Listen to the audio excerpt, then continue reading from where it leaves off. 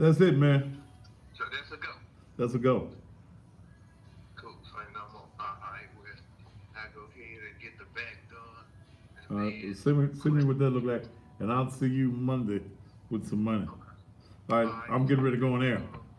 all right. Go ahead. All right.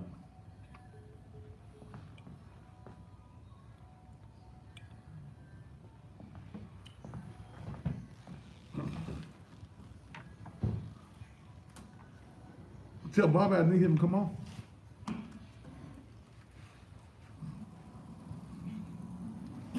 Oh shit.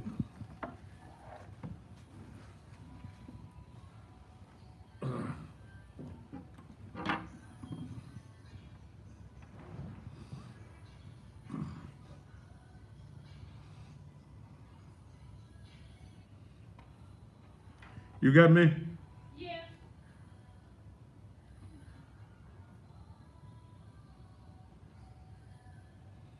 All right.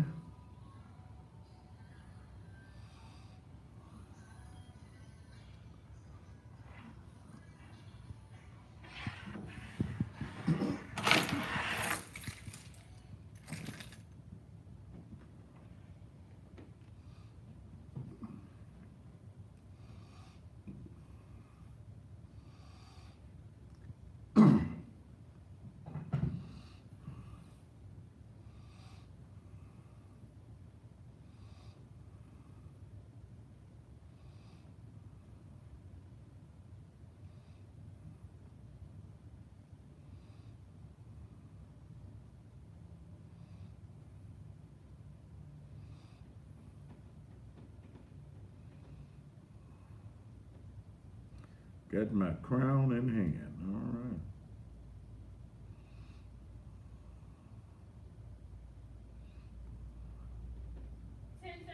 All right.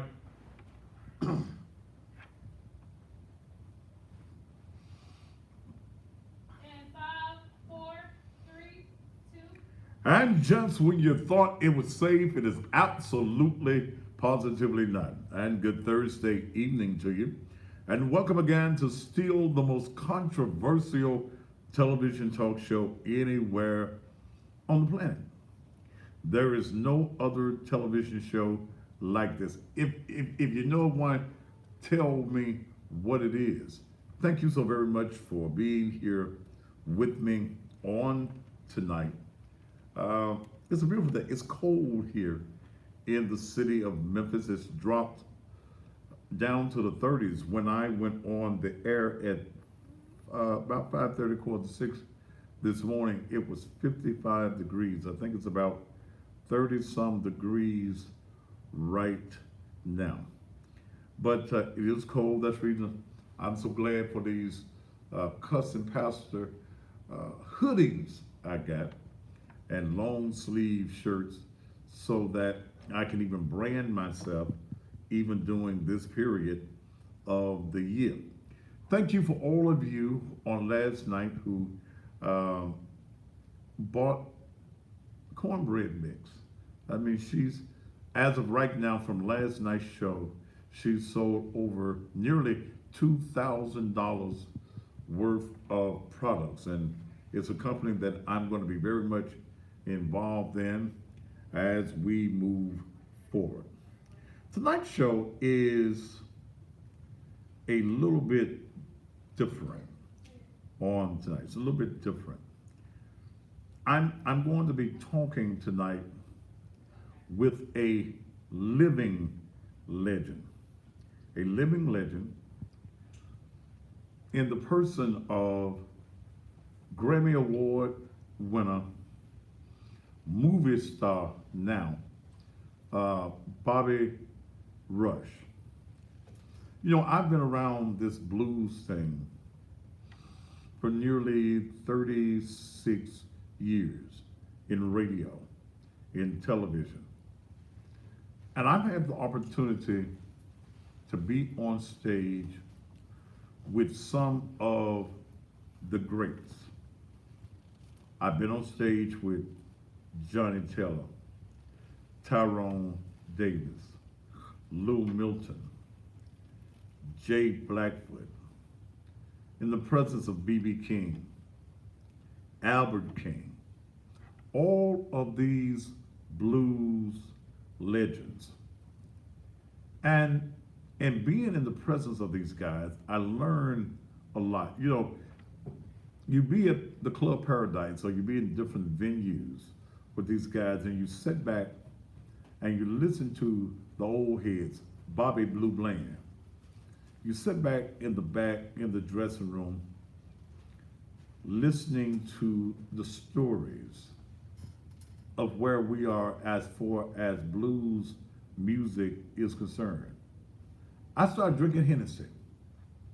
Lou Milton, Johnny Tiller, Tyrone Davis started me on Hennessy years ago. And I acquired a taste for it because this was the drink of blues singers.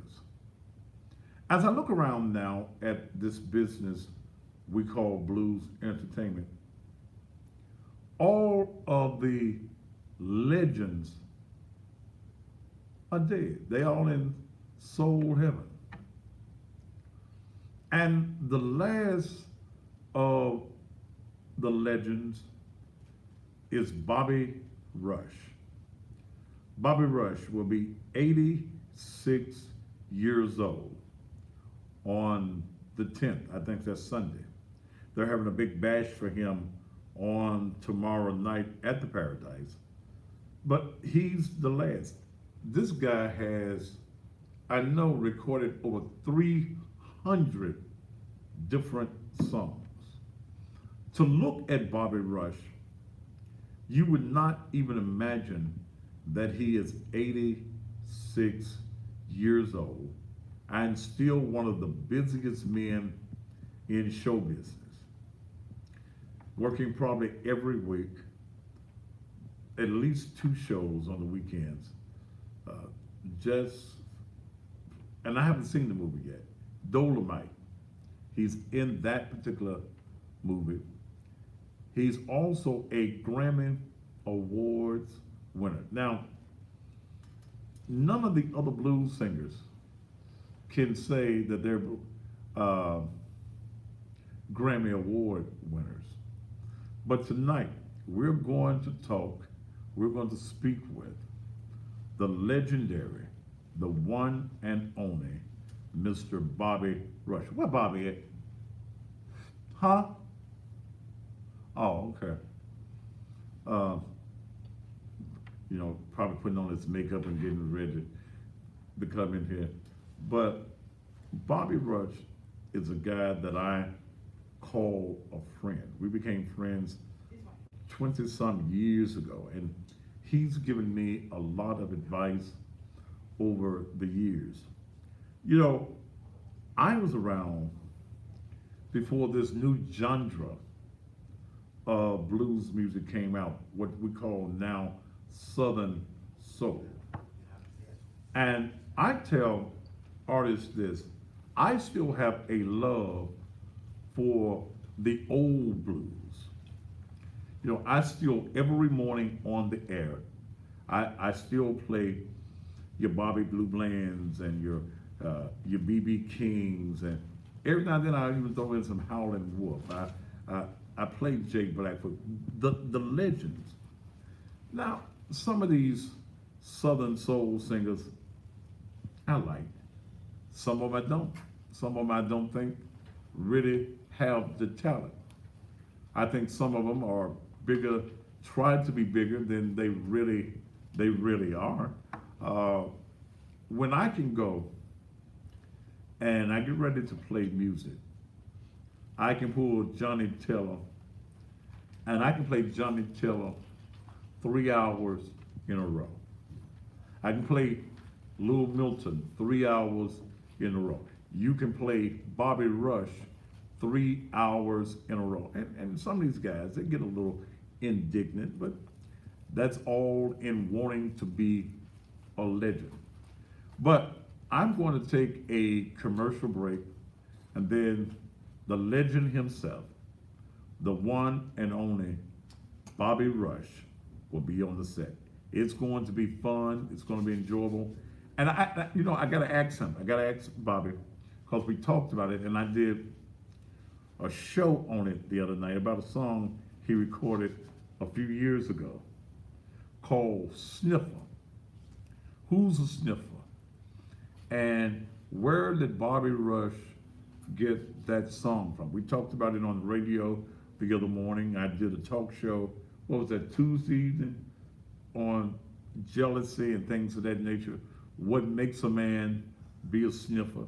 And so since Bobby wrote the song and he recorded the song and he named out some of his friends that were sniffers, I want to know, did he really get that firsthand?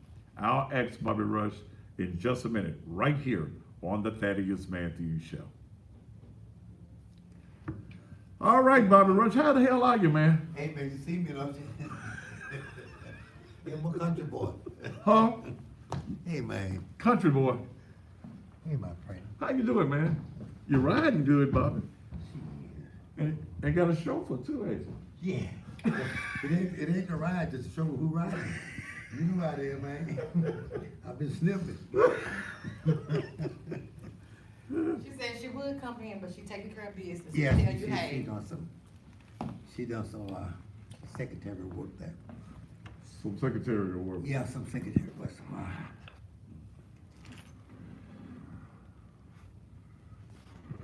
How you feel, Well? I feel pretty good for old man. Well, I can't say how you look, but you look real good, you know. Well, thanks, Bobby. Yeah, you do. How you doing, man? I'm blessed, man. When I look around for what I see what it could have been, I'm so thankful for what it is. Mm-hmm. You know. Switch your mic to the melody. I need to move this mic. Yeah, just center it between us.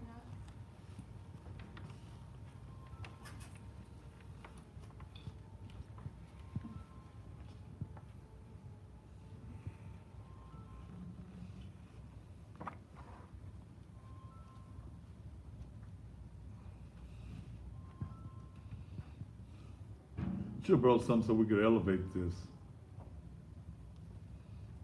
It would probably be better elevated, wouldn't it?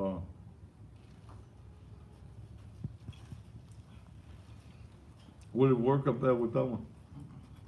Huh?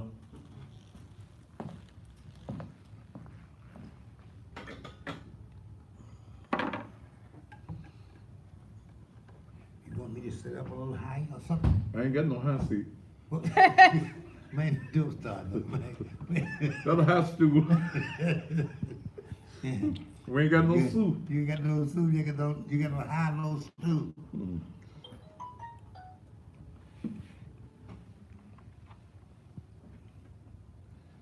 Cut it just a little bit back. Put more of him in it than me. Cut it this way. I'll lean in. Want me to lean in? No, the other way. I'm trying to make sure it don't fall. Hold on. Yeah, that's I'll lean in. all right. Yeah.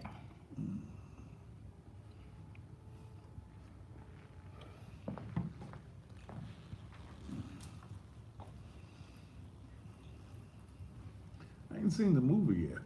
You haven't? You've been talking about it, haven't you? Yeah. Anybody been talking about it? Yeah, I heard him talk about it. Yeah. Well, you find out Eddie ain't the only one on there. Huh? Eddie's not the only one on there.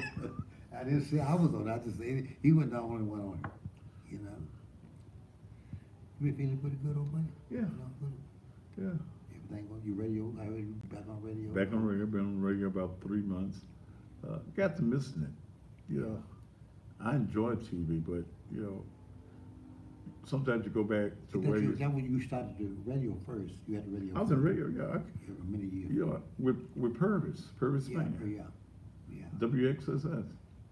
He's at home now, I think. You know. Is it? Heard him a few weeks ago. Okay. His son picks him up and bring him home sometime, but most of the time he's in the home. I think physically he's all right, but mentally he's Okay. old time thing. So. Hell, they got me down to 100. You know, he He older than you. I don't think he was. I think he just looked it older, but I don't think he was older. Be honest with you, I don't think it was. I just heard through the grapevine. He's only 82 years old. Really? Yeah, he looked like he was older. Because when I met him 36 years ago, Looked like he was old Yeah, then. a little, yeah, but he wasn't that old. He wasn't that old. You know.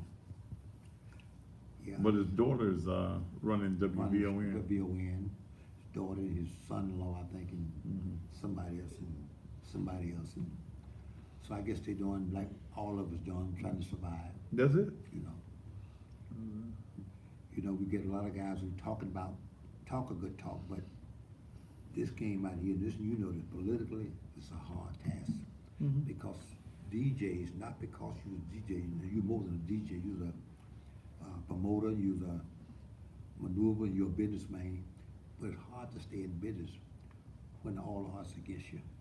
Mhm. Because sometimes when you get through, everybody make money but the boss. Yeah. Get through paying people all Man, against you. you look at some of these guys who's out here singing with one record Yeah. and want $89,000. I had someone that talked to me the other day, just said, Bobby Rich, when I get my record out, I'm not gonna kiss no one like you do. Uh-huh. Here's what I'm gonna do. I said, what you gonna do? I'm gonna get me $5,000 on Friday, get me $8,000 on Saturday, and get me $7,000 on Saturday. I mean on Friday, on Sunday. So what you think? I said, I think your ass gonna be home a lot of days. That's what I was thinking.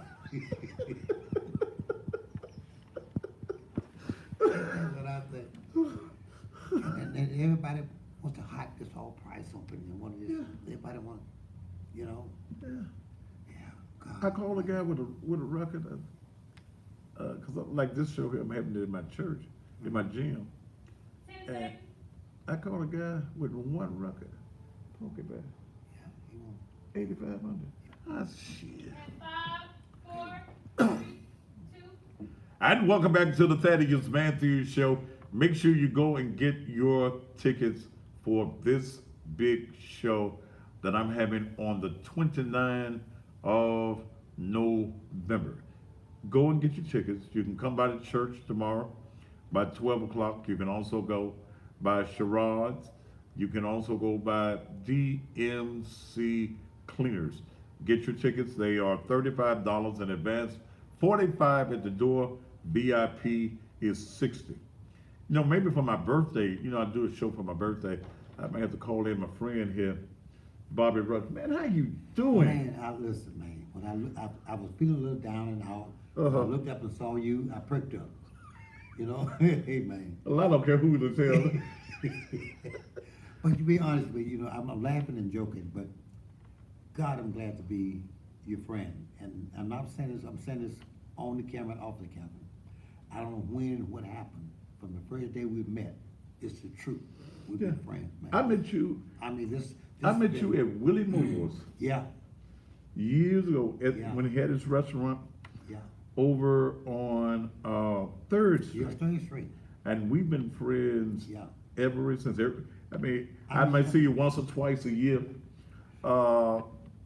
but you always got something encouraging to say. People probably think cause we talking on the air, we're just talking, trying to blow up friendship.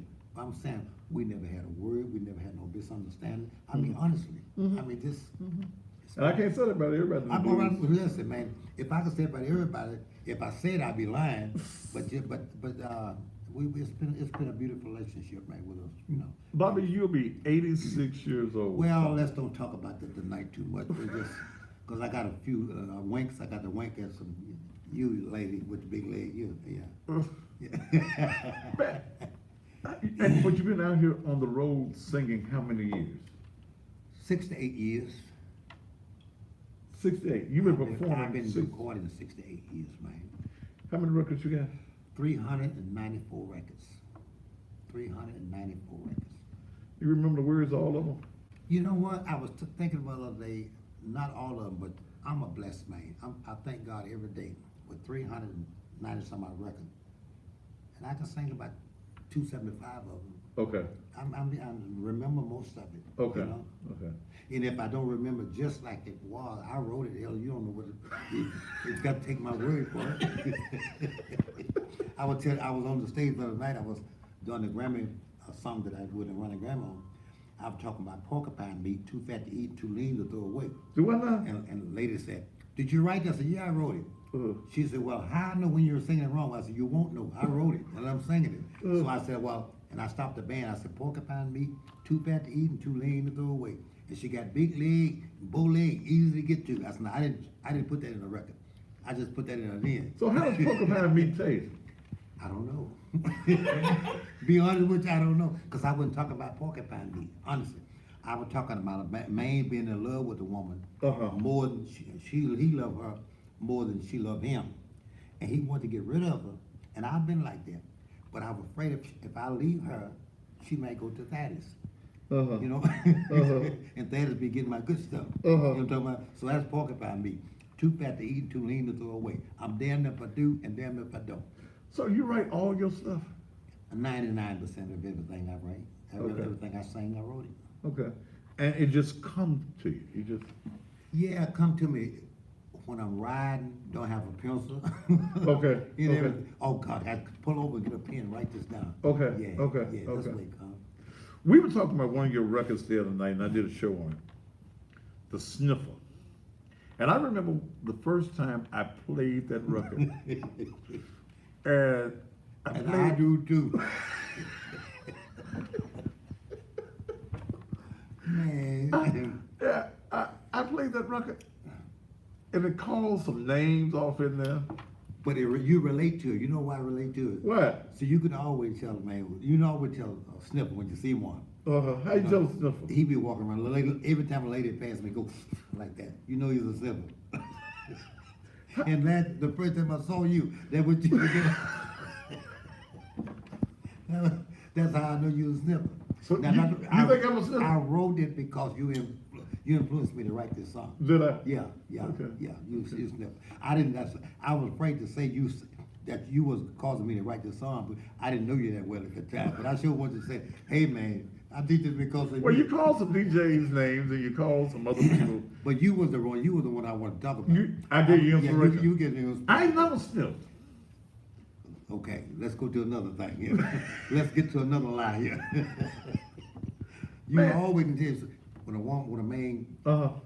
be at home, sometimes the lady go out and she come home and he be sniffing on the clothes, want to find out what she been doing, you know. I ain't never did that, Bobby. Well, you thought about it. Have you ever did that, Bobby? Yes. You have? Yeah, but some ladies did that too. Some ladies sniffers too, now, you know. Men ain't the one sniff. Women sniff. Are you kidding? Where you been? It smell like a lady cologne. Okay. Okay. Okay. Yeah. You don't smell like yourself. Yeah. Yeah. You got a new odor. You- When did you I change your soap? I didn't hear that before. You got a new odor. Yeah, you got a new odor. You smell like Calgon. Yeah. You left it with Dove. Yeah, cow corn or cow pen or something, you know. Yeah, one of them cows. But man, Yeah. you're in the movie now. Yeah, man, let me tell you. This was the greatest thing ever happened to me. When I went to do the movie, they wanted to find the track of the movie, which was my soundtrack. I ain't studying you. When I got through doing the movie, before I got through, I told my manager, I said, listen, when Eddie Murphy get here, later today or tomorrow, he was coming in, I was shooting my part. I said, I want to meet him real bad. So when he did come in, he stopped the set and wanted to meet me. And I said, well, he said, oh man, you my idol. My grandma, my parents all had your records at their house. Snoop Dogg come in and said, Bobby, Eddie wants to meet you. Come on, man. How you? Man, I will never in my life forget Eddie Murphy. Okay. How warm he was to me. He embraced me. What you saw, if you saw that movie, if you saw me doing the MC and called him on the stage, he embraced me, hugged me. Man, that was for real. That wasn't in the script at all. That was Okay. just natural, and they Okay. took it. It's in the movie. Okay. I'm gonna have to go and look at Dolomite. Yeah. That takes me. I remember. Oh, you remember Rudy Ray Moore? You Right, ever right. seen him before? Right. I saw him once. He was an old man. It was before he Yeah, died. before that, yeah. Yeah. I worked about 100 shows with him before he passed. Did you? Yeah, lots. How did you get started, man, in the business? 1947. Man, 1947, I met, went to Pine Bluff, Arkansas with my father. I'm from Louisiana, because you can tell I got my some of you on. God bless you. And I know I need it. And I went to Arkansas. When I went to Arkansas in 1947, 48, I met Elmo James, B.B. King, Howlett Wolf, Little Richard, Muddy Waters, Johnny Hooker. Then I met Little Walter. Okay. And Elmo James and I started putting a little band together. By 1951, I moved to Chicago and have a little band together called Bobby Rush and the Four Jivers. And I knew all the guys was much older than I was, like 4 or 5 years when you're a teenager. 4 or 5 years older is a lot, you know. Okay. And that's kind of the way I got started. When I started in Pine Bluff, Arkansas, and they named the street after me a few months ago in Pine Bluff because I started it myself and Elmo James. Okay. And Bo Diddley and the whole gang. Okay. Then 51, early 51, I went to Chicago. I started working in Chicago. My first gig was in a place called Blue Island, Illinois. J.B. Illinois got me a job there where we worked at a white club behind a curtain where they wanted to have a music, didn't want to see our face. Wait a minute. So you sung Behind a curtain, behind the curtain? where the curtain was closed off, where you played, and the white audience danced and listened to our music. So finally one day the guy said, well, Bobby Rush, I want you to take a bow, because they really love your music. So he opened the curtain up, and I take a bow, close it right back up in 2-3 seconds. Okay. And the crowd booed us. Okay. He said, well, the crowd love you, but we got to put another curtain up and put the band behind that curtain, so when you take a bow, they won't see the band. There were too many black people to look at, you know, four Okay. guys. But the white audience Yeah, white enjoyed the black enjoyed music. the black music, you know, and that's where this transfer into black music started catching on in the white venues. Now the white boys started playing the music like playing blues, like the black guys playing, and the blues started being accepted, but they weren't accepted from the black guys. Okay. Okay. So there was a lot of racism, and I remember you telling me a story because you were part of the Cadillac music.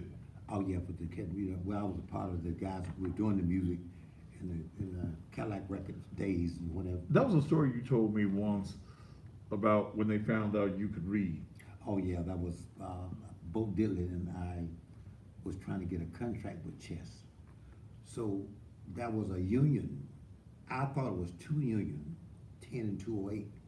But there was one union, but one side represent the white musician, one side represent the black musician. Okay. So I was happy about the union was merging, and I told Bo Diddley, I said, listen, this is gonna be good for us black musicians, man, to get some record. They're gonna represent us well because now they're journeying. Uh-huh. So I said, look at here what we have. He wasn't thinking anything about it. Uh-huh. So Leonard told his brother, Theo, said, what did that boy say? He said, the union merges. He said, yeah, but how he know that? He said, he got it off your desk. He threw it back to him and said, what that say, boy? I didn't know what he was really talking about. And I said, the union's emerging. He turned and told his brother, said, we can't use that nigga because he can read. So I didn't get the contract. Because you was a nigga that could read. Yeah, you know. So- He used a word like that, you know. So, Bobby, when we go back and we look at where we are now, we go back to the era that you started. Whites wanted to make money off of the talent of black artists, Yeah. but But You- they didn't want to show the face to the audience because the audience didn't want to see black faces playing the music. so when you all got contracts, you just sign a blank Oh, contract. yeah, we signed, well, some of them was blank, but some of them was in such a language that black people, not just black people, the uneducated people wouldn't understand them because there's so many hidden clauses in contract. Okay. It hadn't changed really. Okay. It hadn't really changed. Okay. most things you change remain the same. Okay. They haven't changed. You see whatever the political stuff that's going around today, I'm not talking about political things now, I'm just talking about, you see the things that happen today from all government line, from president, from the mayors down to any level you wanna look at it. Mm-hmm. It ain't nothing new to me, people like myself. Okay. It's been here all the time. And I remember when Wah-Wah 40 years ago was invented. Wah-Wah is a pedal where the white guys could play the blues and sound like the black guys. Now you got black guys buying a Wah-Wah so they can sound like a white guy who's trying to sound black. Okay. Okay. You know, Okay. it just all twisted around. You know, and then things have changed, but it really changed. You know. You've been around a long time, and there have been many legends, and I was speaking of a lot of the legends of the blues. And would you consider yourself the last of an era? Yeah, yeah. I am the last of ever. I'm the last era. Not only the last, I'm the last crazy guy of the last. Okay. Who take a lot of chances to do what I do. If you know, who would come up and sing a song by sniffing? And everybody do. What's the important thing of a man's life and nose of his life? Okay. His smell. Okay. If you can't Okay. smell, you don't know what you're doing or what you're eating or what have you. And I will laugh and joke about it, but it's so important, Okay. you know. And now, how blessed and I am to be living long enough to see a change being made, even down in TV and television. Okay.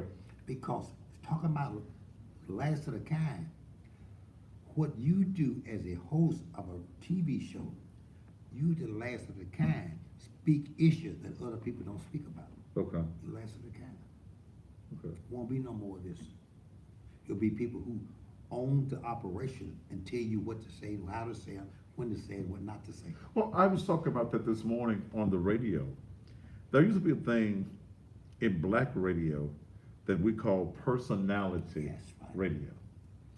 And I guess I come from that era, your E. Rodney Jones, Yeah. and guys, Purvis Spann, Dick Kane Cole, and all of those guys who were legends of the blues music, where you were just you.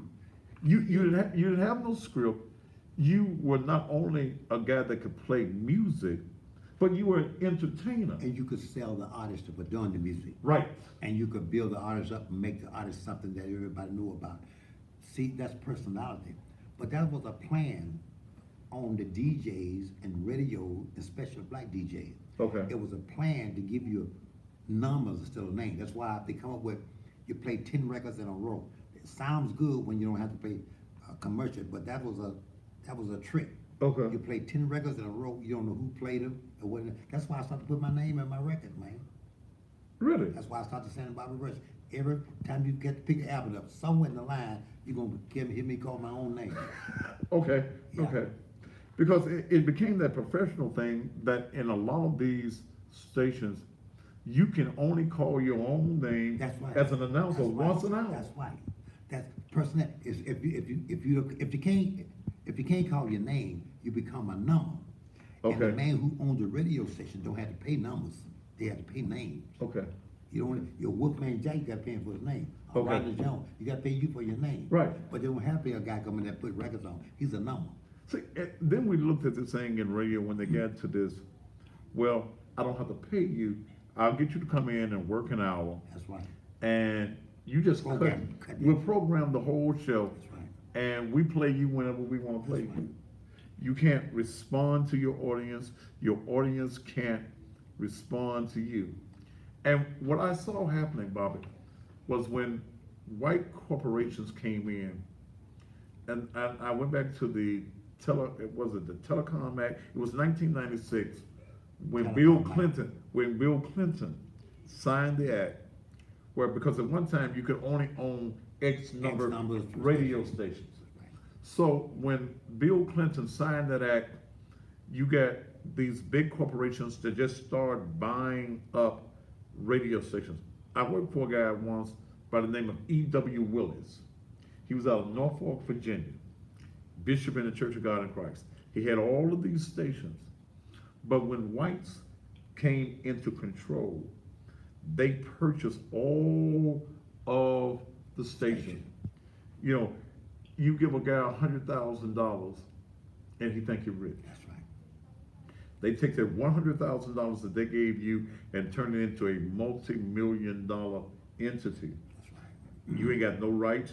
You ain't got nothing. You can't come back and say nothing because you sold yourself and your history away. So when I get on there, and I went back to blues radio, not because I needed to or not because I had to, because TV does me well. Right. But that I missed it. You missed I would listen to other guys playing the blues on the radio, and I said, damn, I can do better than that. I mean, you ain't calling the artist's name. You got 10 records in a row, you haven't said anything. Think about it. All you are is just A a number. record player. That's all. It's a number. You're not entertaining your Your audience. getting to be known to your audience. Right. Because that's the reason they don't make no money. That's why we don't make no money. Plus, that's a plan. Okay. It's almost like you're not welcome to this part of a business. It's almost like if you got a neighborhood and you don't want black people in this neighborhood, all you gotta do is raise the rent where they can't play it. Okay. Where they can't pay the rent. Okay. And that's, Okay. that's why you're not welcome. Okay. See, in my business, you had blues festival all around the country. Okay. And most of blues festivals have everything but the blues. Okay. You know? Okay. And everything but the blues. Okay. But that's a plan. And then someone asked me, said, well, we don't understand why black people don't come to the festival. We advertise every year. They know why. Because they have the blues festival as a blues festival. But they have a guy who's playing the blues, don't really be playing the blues. If they want black people to come, how Bobby Rush, Al Green, or somebody who's black got a name, they'll come. You've been able to cross over. You've been able to have an album that is basically going to be played in the black market. Then you have, like when you do your acoustics, Right. okay, that you play in the white market. And a lot of these guys don't understand Bobby Rush done sold out. No, Bobby Rush is making money. Okay. You get paid more from the white promoters too. Yeah. Okay. So, but when you are a talent, you've got to be able to take your talent wherever somebody is going to pay you. And listen to you. Okay. And understand you and respect you. Okay. Because what happened with me, you're so right. I crossed over, but I didn't cross out. There's too many guys have in my position, a few guys rather, had crossed over and they left the black peoples out. Okay. I'm still doing what I do. Now, it ain't no accident that my birthday salute this weekend, which is on tomorrow night, at the Paradise. You got to understand, I'm the king of the children's circuit. Where's the Paradise? In the heart of the children's circuit. Okay. I'm not down on Beale Street. I'm not talking about people on Beale Street don't know who I am, Okay. but I haven't forgotten where I come from. Okay. So Okay. I'm this Okay. black man, and most guys who in my position, who once they cross over, got the management and the record companies who keep them over there because they count the black side is nothing. Okay. They think because you sing the blues is something less than something else. You follow me? Okay. And that's what goes. It's just almost like you on TV. All the big corporate sponsorship don't want to come your way. Okay. Because they figure you something less than something else. Because you got this piece of pie cut out for this certain area of people, a certain class of people, a certain category of people. Okay. You know, Okay. but there's other people too. Okay. You know, Okay. you know, it's almost like a dog walking through the wood, and he poo poo in the wood. Whatever's on it, that's dog poo poo too. I know that's a bad that's a bad way to Yeah. That was. yeah, but anyway, I said to you before on a serious note, thank you for what you have done to me as a friend and what you've done to music and to other people. I've heard you say, if you like a thing, that don't mean it's good. If you don't like it, it don't mean it's bad. But you try to make people wake up and do what you do and try to be good at what you're doing. That's all I try to do. I try to write well, do what I do, and on the stage I try to perform well. You may not like me, but you say, damn, he good. Right. That's all what matters. Do you find, what do you think about this new genre of music that's called Southern Soul? I like Southern Soul, but I don't like the name of it because Southern Soul wasn't named by Southern Soul people. It was Okay. named by people who write about myself and other people like me, who talks about it, who in a position to talk about what we do most, who write about what we do most. Most of the radio stations owned by who? White folk. Most of the papers owned by who? White folk. Most of the newspapers owned by who? White folk. Well, who told them, us, ourselves, that we were soul singers or what have you? Okay. They wrote about that because that's put you in a category. That's put you in a category. So are you saying then, Bobby, that when we talk about this thing called Southern Soul, that we didn't create? No, we didn't create that. They're trying to separate us because they're trying to tell us that when you say Southern Soul, where's the line drawn? Probably when you get south of St. Louis, you Southern, and most time that you black, you dumb, or uneducated. If you're north of that, you better be a little bit better. If you're black, you're still in the same category, but just a little bit better. You know, because if you over east way, it's New York. Okay. If you south way, it's New York. Okay. You know, Okay. and that's the way I see it. You know, that's the way I see it. But one thing for sure, I have lived long enough now to be in a position to do some of the things that I want to do. Okay. Because when I recorded in 1968 my first song, I stepped out, my first gold record was Chicken Head. I had many other records, but Chicken Head It was called what? Chicken Heads. Okay. Calvin Carter, who was a black man, said, he told his friend, Leo Arstell, he said, come in here. We got a young man telling me he got a record called Chick Head. I said, no, Chicken Head. I know what he was coming. So, well, Leo Arstell was a Jehovah's Witness preacher. He said, Chick Head, we can't cut no record like Chick Head. I was way ahead of the time, you know. I said, no, Chicken Head. He said, oh, chicken, where you from, boy?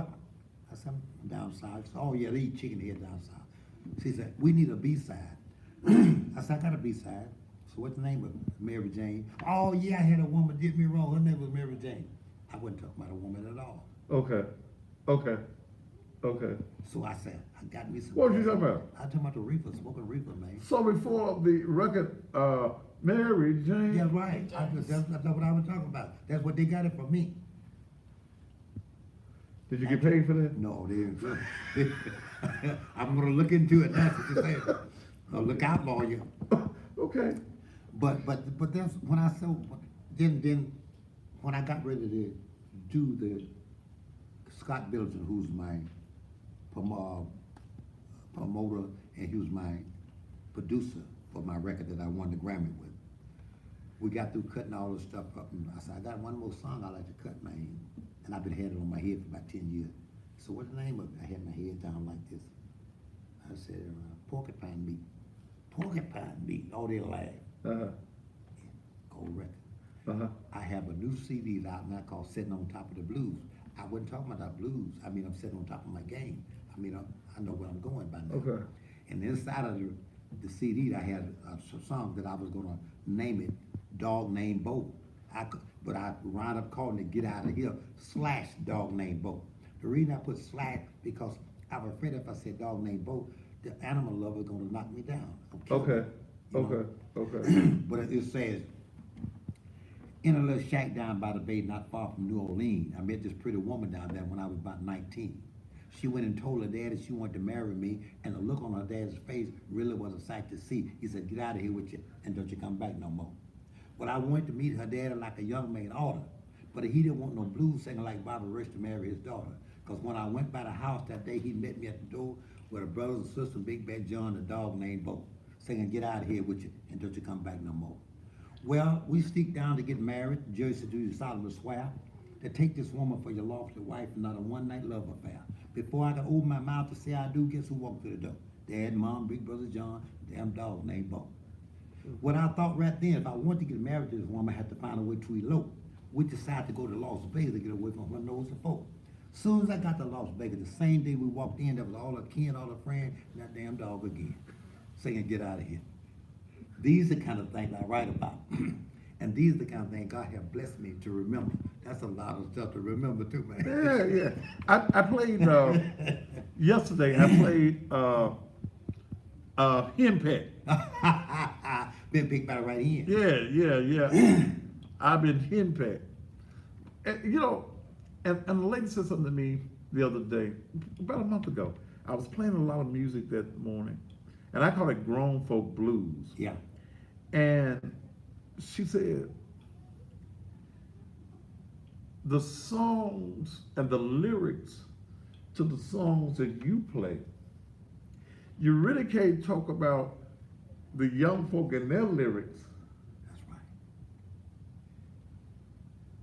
because when you sit back and listen to That's some right. of the lyrics, That's right. That's right. I played a song by Theotis this morning called "Just Let Me Put the Head In." Now he got more nerves than I have. But I thought about it, Yeah. though, Bobby. But you All know of what? us as young men, we told a girl that. But you know, you know what you make me think about? We ought to stop as old men or blues men or whatever. Stop talking about what the young people do. Just try to help them get through life the best way they can. Because first of all, I never talk about the rappers. Now I don't endorse the pants being down, Uh-huh. but I always talk about if you lift the head level up, the pants will come with it. Okay. That's what we got to do. Lift the head level up. Okay. All right, let's take a commercial break. My guest is the legend himself, the one and only Bobby Rush. I'm opening up the phone lines in a little bit. Don't forget, tomorrow night, they're going to have a cake in there. Not that many candles on it. We're going to burn the place down. With 86 candles on it. Oh man. But Bobby, folks always ask, how does Bobby Rush look so well at 86 years old? Well, the night I put my cap on and try to dress down to being my age and what have you, but I don't feel like that, you know. You know, I don't feel like that, you know. And I feel like you every time a woman walks by, I go like that. You don't drink? Don't drink, don't smoke, get high, no form of fact. I got a habit now, What's your habit? big legs. Me too. Yeah, you must be my cousin. Yeah. Your cousin. You gotta be kidding Because me. you always got them, Man, you kidding me, the man. big leg girls. You kidding me, man. You got all the same girl. Why? Why? You had a new one Why? the last time I saw you. Yeah. The little short, the little short one Did you see her? with that ass about that wide. No. And she could, yes, she could, Bobby. I didn't see her. I didn't see her. Honestly, I didn't see her. Huh? I swear I didn't see her. Yes, you did, because you said, look at that. My guest is Bobby Rush. We'll be back right after these commercial messages.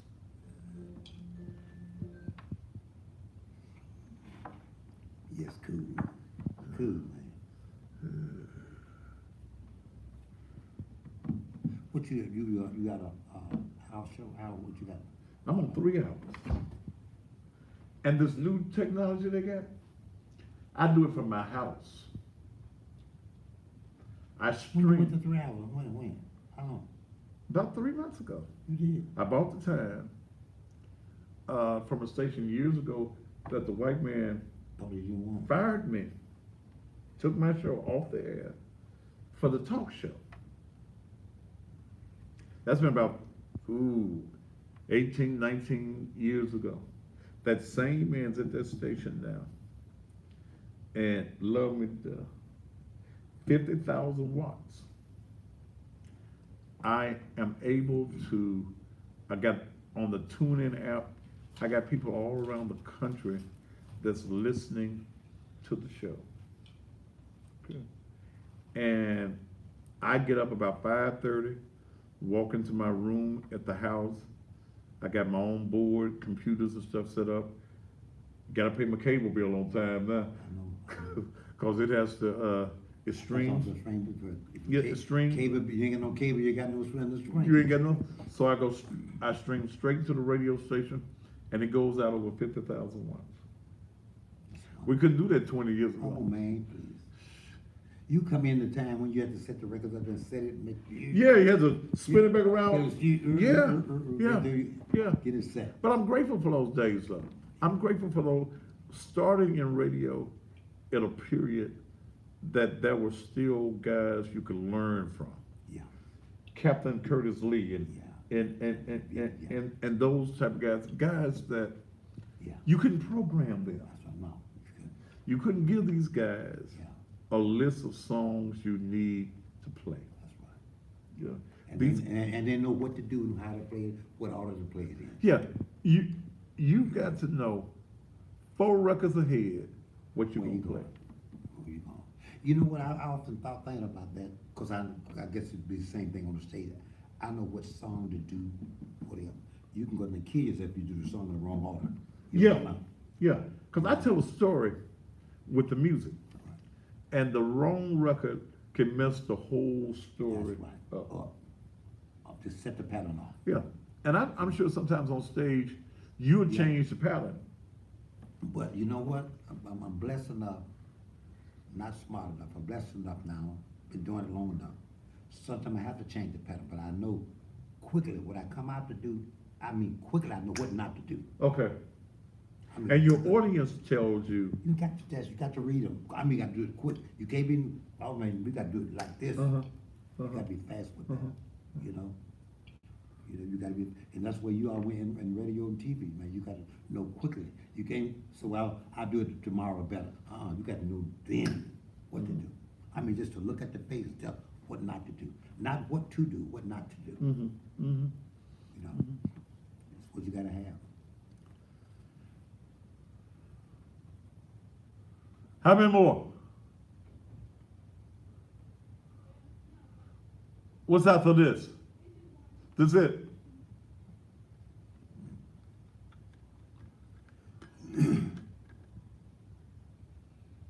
How's your late March, early April? I'm going to be in, if things go well, I'm going to be in Berlin. You was overseas this year. Yeah, I got some things that I'm doing with Cream. With the who? Cream. Just Queen who? Cream. The white boy. Oh, Cream. I thought you said with the Queen. Yeah. With the Cream. Big boys. You know. We cut the 2 songs already. We're going to try to put a little tour together. It's going to be good for me, you know. I'm sure it is. You know, it's going to be good for me. So I don't know, Are these your best days, Baba, yeah. in the business? It's the best days for me right now. Best days I ever had in my life. Okay. Some of them ain't where I want to be, audience-wise, Mm-hmm. but financially it is. Mm-hmm. You follow me? You know. But we'll talk about this in a minute. But I want to talk about the concept that I have when I'm doing what I'm doing. It's at one time it seemed to be something natural to do, or something wrong to do. Mm-hmm. But it got me to where I am now. The same way with you. What people, the little undercurrent. I don't know. I listen to you lots, man. Mm-hmm. And some of the things the public, someone else will dare not to say or do. Mm-hmm. And you do it, Mm-hmm. and I do the same thing. You know, it have been like that. You know. But if you're scared to take a risk, That's what Bobby. I do. And I never told us, and I talk about this. Jesse Jackson helped me so Oh, much. let's do it when we come back in. Okay.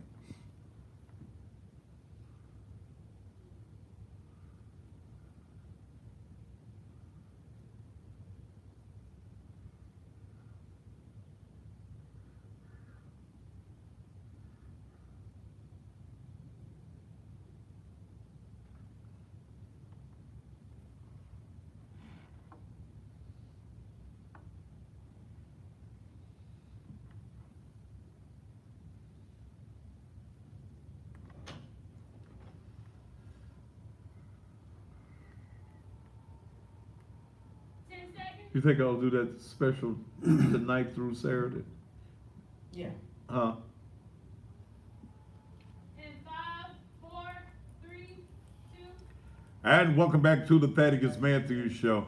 Tell you what I'm gonna do for my blues show on the VIP tickets, which are $60 a piece.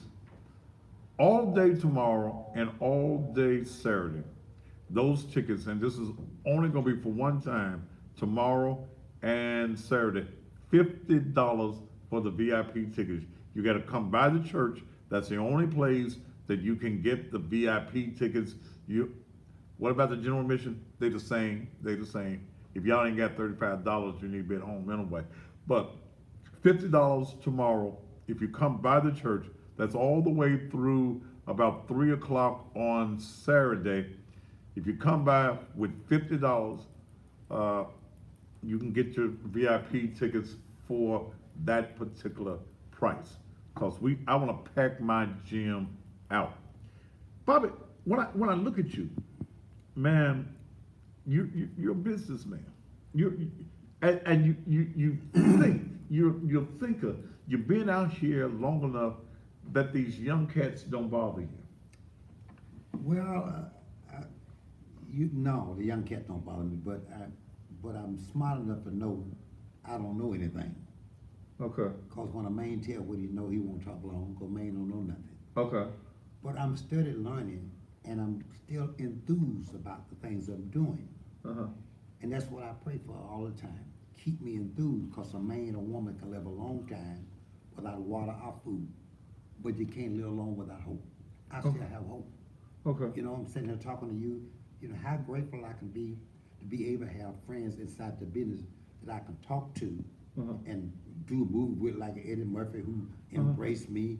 And then, come on, man, you know, and the kind of thing that I do is kind of like what you do, because what I did in the past, I took a chance for saying and doing things that nobody would dare to say, Okay. you know, and you do the same thing. Okay. But it's about the truth, But you know, it's the truth. But Barbara, when we look at this thing and we look at your longevity in the business, would you say that now, and we talked about this during the commercial break, that business-wise, these are your best years? It's my best. Now is the best years that I ever had in my life, financially. Sometimes it's not as fun as it was when I was young and was able to get out there and jump up and down, wasn't making no money half Dale, the time. come straighten this up for me. I messed it up. But the whole thing about this situation, this race, is that Mhm. I'm able to run now and make a little money with it while I'm running. Okay. You know, I had a lot of fun back in the days, but I couldn't really take care of the family because I wasn't really making any money to do it with. Okay. I remember going to Chicago, man, and I was working in Aubrey, Illinois in the early 50s. I was making $5 a night. I finally got a raise to $7.50 a night. What kind of job was that? Well, working gig, working $5.50 on the gig every night. I paid Muddy Water many times I paid him $5 and $10 a night. Yes, man, we get to $5 and $10. That was a lot of money back in 1950, 51. $5 a night. Yeah, man, $15 a weekend. Are you kidding me? It fell off. Are you kidding? You listen, hey man, $15? $15. But And you- had to wait around sometimes to get that? But then again, coming from where I come from, Uh-huh. in the southern state where you're picking cotton, chopping cotton, a lot of guys wasn't making no more of that. Wasn't making over $5 a day. Okay. Making $2 a Okay. day. I Okay. remember when I was a little kid, my first job, a guy got me to work, and he said, I'm gonna give you a payday. Named E.L. Burgess was his name. Okay. So I worked 3 days, cleaning up his yard and raking his leaves and burning his leaves and cleaning his barn out and the whole bit. When they got through, he said, well, come on in. Son, it's payday time. I come in, he gave me a payday. I bought a cabinet. Come on, Bobby. That's what he gave me for a payday. But he did what he said he gonna do. He said he gonna give me a payday, but I was looking for some kind of money. Okay. Gave me a payday, a bar cabinet. And he and the wife both laughed at me, because I didn't know any better. So that's what made me inspired. That's what made me, some of those things, kind of thing, make me be a smarter businessman now. Yeah, You know? was a good businessman. Yeah. I hate to do my employee like that. Yeah, well, better than promise something, don't promise nothing, you know, Payday. payday. And I've had 2 paydays this I would say weekend. that's what you eat. I don't eat that. Dale, just straighten that. Don't get excited about the Yeah. candy bar. Yeah, see, that payday got us stirred up, like I mean, But you're a businessman. I remember a show that was at the casino. One of them Martin Luther King shows. yeah. And I was the MC of the show. And these young guys, these Southern soul singers, they were Wanna shit old man like me out. want to shit you out. Yeah, And I got pissed because you my friend. yeah, And these guys, and I'm not gonna call their names. These guys, I'm going last. yeah. Bobby Rush, Yeah, old school, he an old man. yeah. And they stayed up on the stage, they were singing. You went out in the lobby. I think your pictures were selling for like $10 was the lowest, $20. Yeah. Okay. And I came out there where you were at your booth. And I'm upset because these young cats they talk bad about Bobby Rush. Yeah, And you told me, you said we all got paid about the same thing. yeah. They still up there singing. I'm gonna make it. I'm out here, I done sold about 300 pictures Right. at $20 a piece. That's, hey, So, I'm a businessman. okay. So you look at the business Business side of it. What makes Bobby Rush? What's your whole concept to this thing? I'm not threatened about, I'm secure. I'm not threatened about what other people do. I just do what I do. I slice me a piece of pie and I deal with that Uh-huh. because I know if I'm good at it and do well at what I'm doing and manage what I make, Okay. regardless how long the road is that I'm working, I know if I stay on the road long enough, I'll get to the end and come back again. Okay. I know if I treat my talent right and treat people right who are around me, the good things will come back to me. Okay. I worked a lot of shows for Julius Lewis, who's my dear friend, and I was an opening act a lot of time. Uh-huh. And I know I have the clouts and myself and Bobby Bland and some of the young guys might have had a record was even hotter, but your record, because your record hot, don't have anything to do with your mother or your dad or the root of the tree. Okay. You know, Okay. because we were the root of the tree. Now I'm this old man, and they can disrespect me if they want to. All I want to do is do my job and do it well and make some money and come home. Because they don't have to like me. The young people don't have to respect me, but I respect them because they got good music. They're young. I've been young, but don't be young and foolish. Okay. Just don't be young and foolish. Okay. You learn as you go older, you learn a lot of things. Because one thing I have learned in this life, you don't know it all, you can't do it all, you can't tell it all, and you can't resist all the things you don't want to do. Sometimes you have to do some things you don't want to do. I do some things I don't want to do a lot of time. But I'm getting to the place now, especially behind the Grammy, now the movie thing, that the same position that promoter just don't ought to put me or somebody like myself into. Okay. You gotta respect Okay, that. okay. You don't have to put me on last. Just put me in a position where I don't look like that. I'm a beginner. Okay. You know, because I don't carry You're myself. not opening that. That's right. You know, Okay. if that's what the man want to do with me opening the act, most of the time, if you see me open the act, Uh-huh. I'm getting paid so much money, I don't care. Okay. Okay. Hey, Okay. you gotta, if I'm gonna open the show like that, you gotta pay me for the opening, Okay. you know? Okay. And you can demand your I money can, now. I can demand where I go to much. I can't tell what guy would have paid me, but one thing for sure, I can say, I don't want that position. I either work or don't work. You know? Okay, okay, You know, okay. You know, I'm easy, you know. Do But I you- don't have that problem with most promoters, you know. Do you think that it's disrespectful to put a Bobby Rush as an opening act? Yes, a disrespect, but if that's what a person want and what he like, he paying me for it, so that's his money. I mean, But I think it's a disrespect. there's nobody else that's gonna be on the show that's been in the movement. There's nobody else that has a Grammy that's on the show. Yeah, some of them ain't got a trophy. But do you see, are there any of the younger singers out here now that really come to you and ask you to mentor them? Yeah. I think most of the guys who on the show with me, around me, respect me to the extent that I can see it in their eyes and the way they carry themselves around me. Uh-huh. Even though they maybe want to go up last, but the guys, most of the guys respects me, and I respects them. And you know, and I have no crumbs, beef to be with. I have no axe to grind with no one or no one. I just hope people can respect people who've been there and then done that. Mm-hmm. And that's what it is. That paved the way.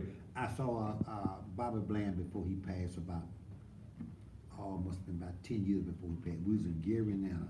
I won't get into name calling. It was a bunch of young guys on the show. They said, well, hey man, get Bobby Bland up there so he can get out the way so we can go ahead and tear this place down. How can you say this about him? Come on, Bobby Bland. Not good, bad, ugly, or what have you. Come on. Uh-huh. Done pay some dues, man. Uh-huh. I done laid in the ditches. I done been to places where we didn't have hotels. I done went behind a curtain.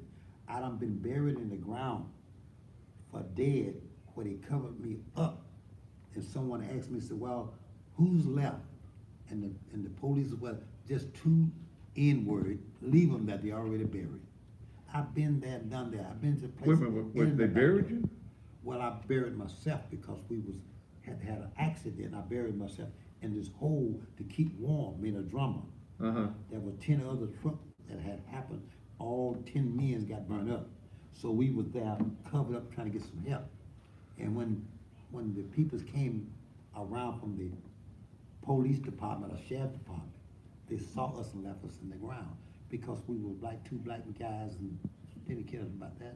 But I'm talking about where I've been and the things that I've done to make this world a better place in music. And not only that, the guys before me did the same thing, laid the ground for me. Uh-huh. And I appreciate that. And I appreciate the Martin Luther King who marched. I appreciate all the guys who did things for me before so I could be able to do what I'm doing now. And so I'm laying the track for the young guys and hoping they'll realize what I have done gave them a reason to do what they're doing now. I have been through the ringer. I have been through the ringer. I've been through the back doors, drinking out the water fountain where I could, and where I couldn't tell the people that I wouldn't. Okay. I've been there.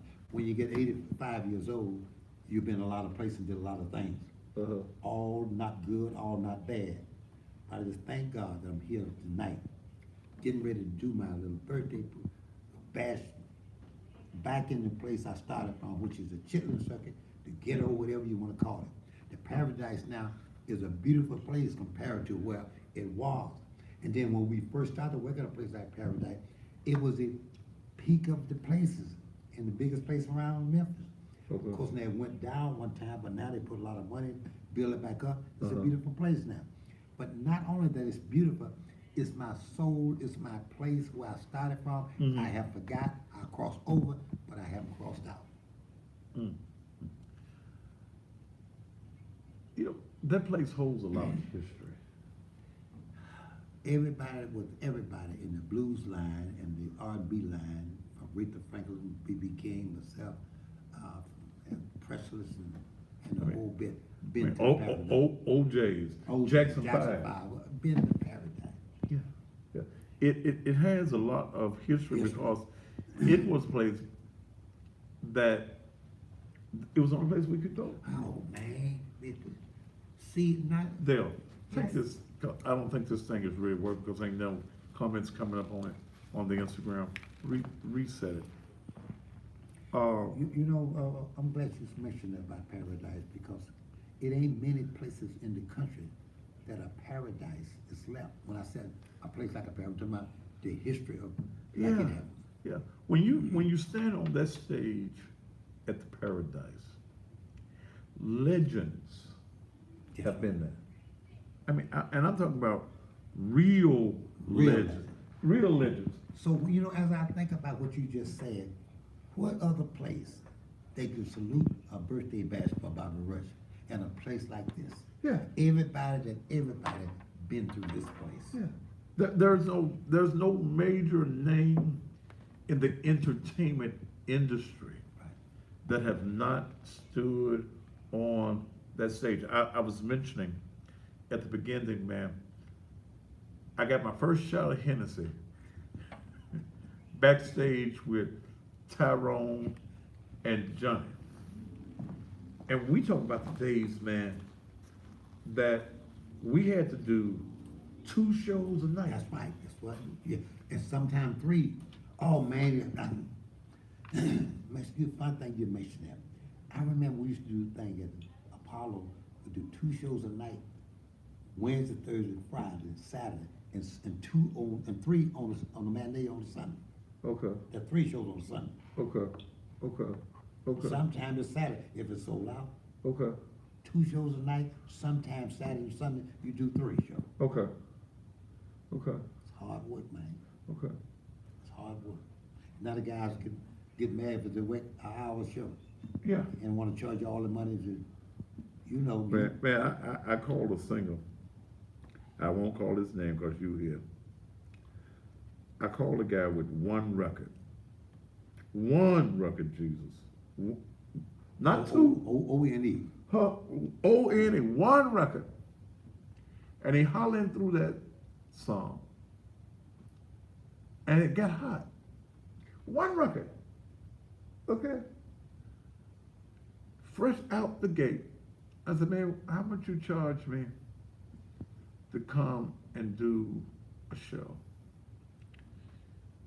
85 with the band, 75 with a track. I said, well, hell, you need to stay. Don't tell me what you told them on TV.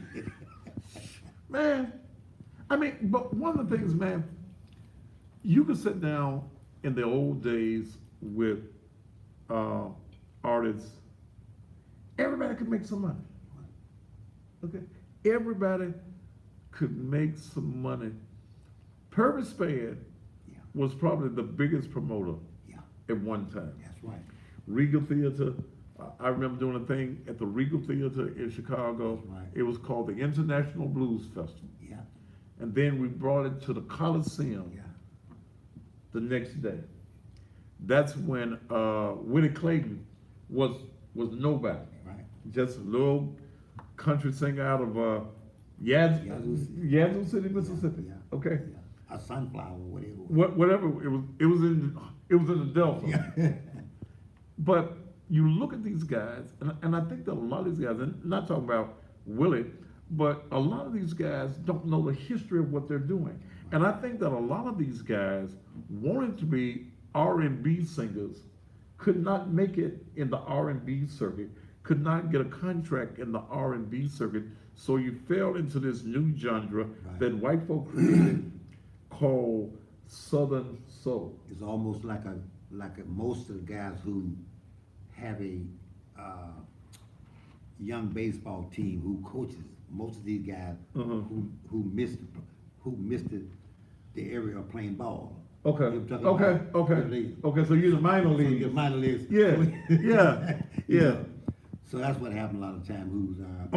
On your birthday patch, and you got Grammy Award winner Grady. Champion. Now what he saying?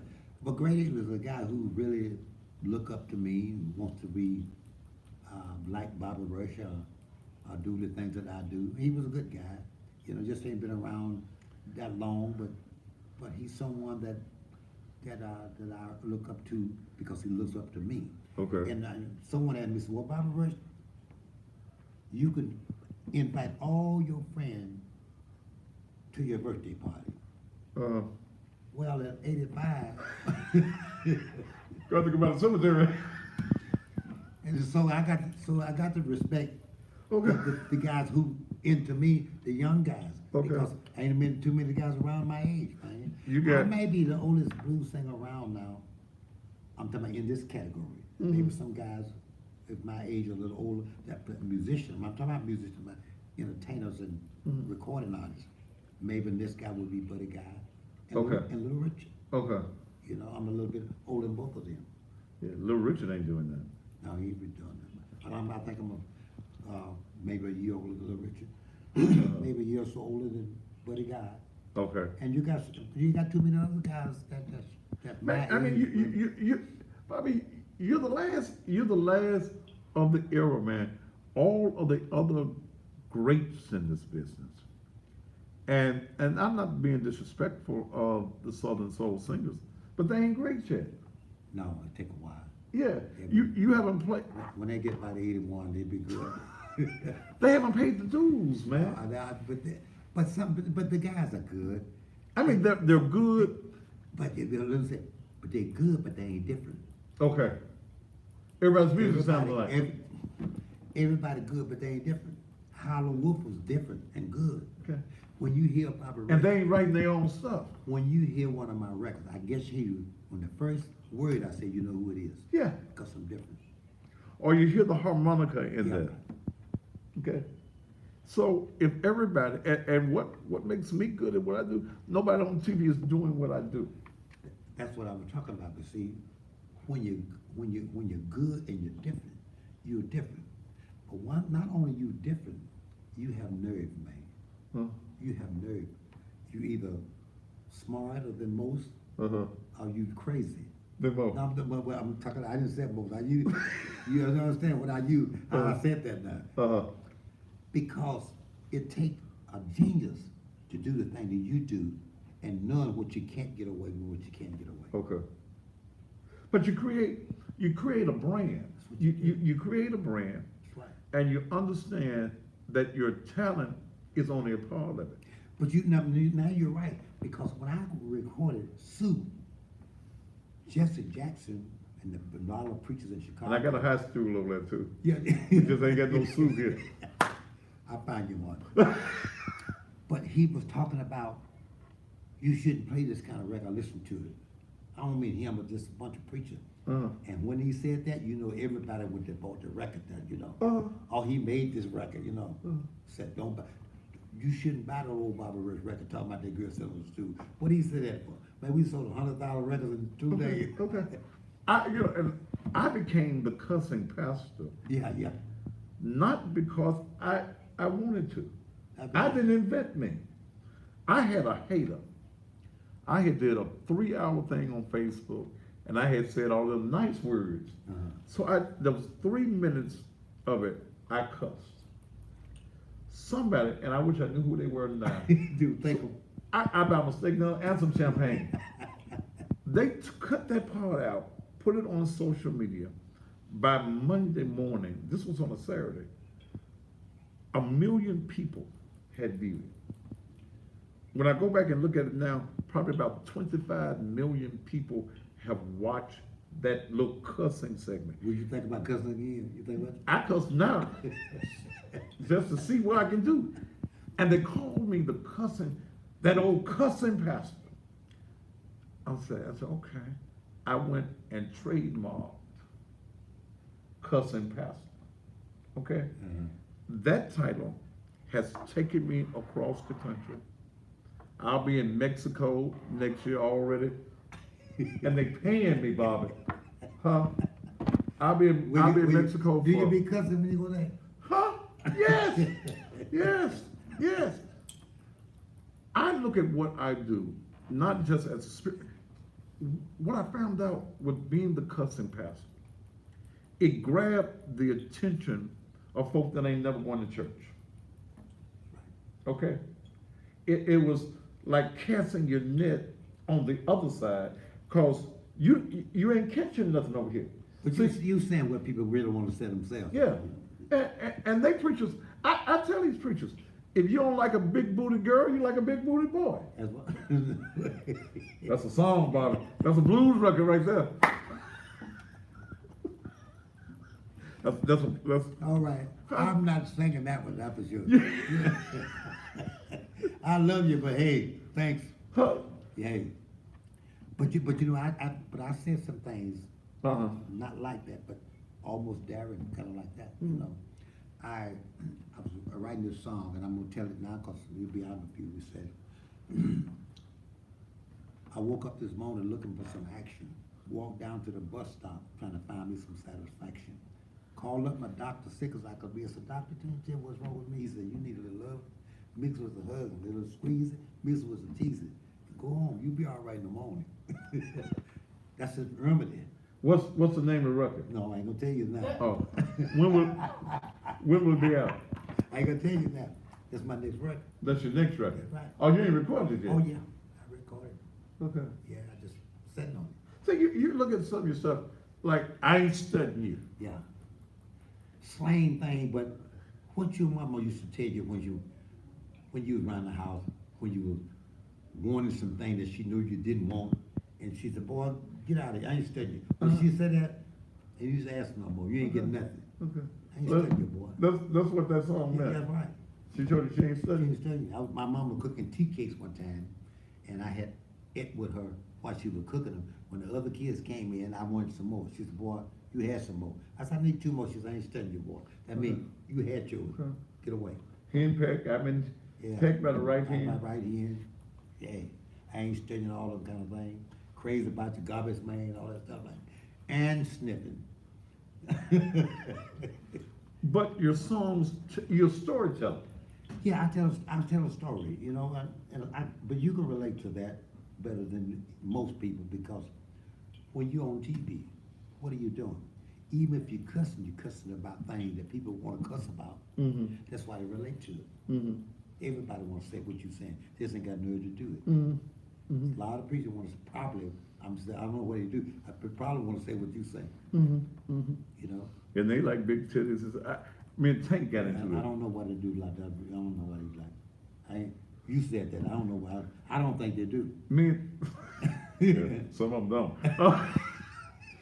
Me and Tank got into it. And Tank talked about me on his TV show for 2 weeks. Because he took all right, I think I got the picture in here. Wait a minute. Tank took a picture of you. No, there was a picture. A girl came by the church and took a picture with me. Innocent, the girl was getting married, and she just wanted a picture with the cussing pastor. Wait a minute. She probably wants you to cuss her, going to be. Dale, you said that to me, didn't you? Wait a minute. Let me. And it was an innocent enough picture. She wasn't hitting on you, nothing like that. That picture right there. Well, you want to ask me about it, or you want my opinion about it? If you all right. want my opinion, I can't do that tonight. All right, this lady came by one of the pictures. I was sitting at my desk, and you can see she got big bosoms. Yeah, bosom with an S. And she leaned into me, Yeah, and I laid my head. yeah, but she leaning to you, but I can tell you're not leaning back from her. You're not really. Well, she was. Dale was taking a picture. I wanted to make sure it got focused, so I just laid my head right there Yeah, I see. on her breast. Yeah, And Tank took this off of social media, put it up on the screen, and said that a preacher shouldn't be laying his head on no breast. But this is the same guy that came back and said, if you suck one, if you suck two, you ain't gay. But the third one, this got to be. Wait a minute now. Now, I, you know, I don't have that much education, but I don't. After you get after 2 come 3, right? Now I'm trying to. He said, Well, if you that's suck right. one or two, you Yeah. ain't gay Yeah. as a man. But the third one, But the- I'm trying to find it, you know, now I've been around now, man. I've been around a lot. I haven't saw the third yet. I know. You ain't saw the first one. Cause you keep them pretty young women. Whew, that's what keeps you young, boy. Oh, man. Whew. Oh, you sure? Huh? You sure? Yeah, when I get 80, I'm gonna have me some young women too. Oh, okay, all right. Well, I'll tell you tell you what to do. What? On my birthday tomorrow, Uh-huh. I'm gonna do this on TV, but I got something for you, okay? What you get for me, Bobby? But just come down to my little thing that I got you, Reverend. Now, if you start cussing, then I know you don't like it. But if you get to the third one, I know you do. It won't be that. But let's talk about tomorrow night. Yeah, man. Let's talk about tomorrow man, you got night. tears in my eyes, man. Tomorrow night, you've got Frazier Boy. Yeah, Fraser Boy. Is he from Memphis? Yeah, Memphis, young rapper. Probably from Frazier. Yeah, He won an Oscar? yeah, he was. For what? That movie that they had the big movie. Man, you kill me if you know. Wasn't the one with that was cut here in Memphis, was it? I don't know about the cut in Memphis. Cut in Memphis, right? The one with what's the name of that movie? It's hard out here for That's it. that That's one. it. That's it. I can't think of the name of it right Yeah, now. yeah. But yeah. So he was in that. He was in that. He Fraser Boy. And Then you got Al Al Capone. Capone. They were always in the movie, you know. Okay. Billy Soul Bones. Yeah. I didn't know Billy was still singing. Yeah, he's still singing, man. I haven't saw him in a while, but he's been my Okay. friend for a long time. Miss Zeno. Yeah, Mazzino. Yeah. He got a lot of cats gonna come. Vince out, so- Johnson and Mo B. And he got some guy from the, Shirley Brown may stick her head in the door. She not, she invited, you know. She's Okay. my friend and, you know, the Barcays and Larry and all the guys and, you know. So the general mission is Hustle and Flow. Thank you, Hustle and Flow, Queen. right. Yeah, that's it. Hustle and Flow. Tickets are $35 at the general mission. VIP tickets are $45. Secured parking is $10. BYOB. Bring your own boyfriend. But bring your own bottle. It's tomorrow night. Thank you. Everybody's telling me I'm the only somebody dumb apparently that didn't know. It's at the Paradise. Are you gonna perform tomorrow night? I may do a song or two, all depending on what the public want me to do, but it's my birthday. Okay. So I'm gonna spend my time cutting cake. Okay. Yeah. And blowing out all them 86 candles. I'm gonna just let somebody else blow them out. I don't know what you're trying to say now. You know, you get dirty on me in a minute. You know. Not me. Not me. I'm the pastor. Yeah, I know you. I heard you cuss before. I know you do it. You sniffle and you can blow a lot of candles like. Yeah, See, I don't know whether the two of them go together. See, it take you to know that. Tell you what, we're gonna take a quick commercial break, then I'm gonna open up the phone line and let you holler at the one and only. Now look, when y'all call, you ain't got time to tell me about, you remember me, Bobby Rush? I was the one that was on the 8th row, seat Yeah. number 2 at the Landers Center. In 1959. In 1959, they didn't have the Landers Center in 59. Well, I lied about the 59 because 69. They didn't have- 79. 2009. Yeah. Yeah, I mean, yeah. Bobby Rush is a legend, one to be respected in this business. And I was just looking this morning in my catalog of Bobby Rush music. I'm gonna play the Garbage Man in the morning. Well, play the garbage man, cause you know I'm writing this book now, and I'm gonna write some things about everybody. And I got a little column. I won't tell you what it is now. I'm gonna write about you in it. Honestly, you gonna see your name in my book. What category, Bobby? Well, I write about what you about. What I'm gonna tell the truth. Snipper. I ain't never did that. Okay. See, when the book come out, they gonna. You say you never did it, right? Right. Raise your right hand. All right, when the book come out, you'll see. Do you know him? No. I saw her running one time. Me and my daddy was hunting. She was running so fast, I didn't know what it was. It was a rabbit, wasn't it? He close. That's your thing. Oh man. Oh, boy. Was it a white rabbit or a brown It rabbit? was a mix. About brown on top and white on the bottom. White on the bottom. It's reverse that. That's an old rabbit. That's old rabbit. That's old rabbit. My guess is Bobby Rush. Yeah. We'll be back and open up the phone lines. I don't have no long time, so y'all ain't gonna be able to talk no long time and give your history. And you knew his mama them and y'all cousins from down there. What part of Louisiana are you from? Homer, Louisiana, man. Who? Homer. I got my cap on from my home state Mhm. and my knife in my pocket. What you got to say about it?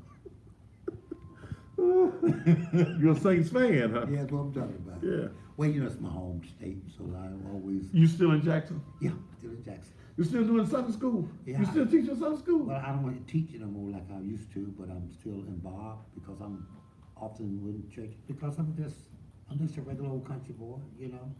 I am a biblical study, not a religion nut, but a biblical study, Mhm. you know. Mhm. You know, and I don't claim to do everything just right, haven't did everything just right, but I'm getting. None of us But have. I'm getting mine pretty right, you know what I mean? Okay. I ain't said righteous, I said right. Okay. And there is a difference That's a then. different. My guest, Bobby Rush. We'll be back right after these commercial messages. You swell, man. You all right. See, you got this was coming down Coliseum, the Big Alley, and Yeah. the Lockett. Vic reminded me that I knew him years ago. When he was with the Cannon Spirits. Canyon Spirituals. You know, he re-recorded Heavenly Choir. He did. Coliseum, I ain't saw Coliseum, I don't know when. I had him here in March for my birthday. He did. Yeah. Yeah. He's still singing. He did. He even moved to Jackson too. He had. She Are you familiar with Luther Lackey? Yeah, Luther Lacker's a guy that I know from well, but he's a good writer though. Okay. Very good writer. Y'all expect somebody? No, this Thursday night. It It's might a be. lady. Yeah. Okay. Who is it? Probably low. I probably Okay.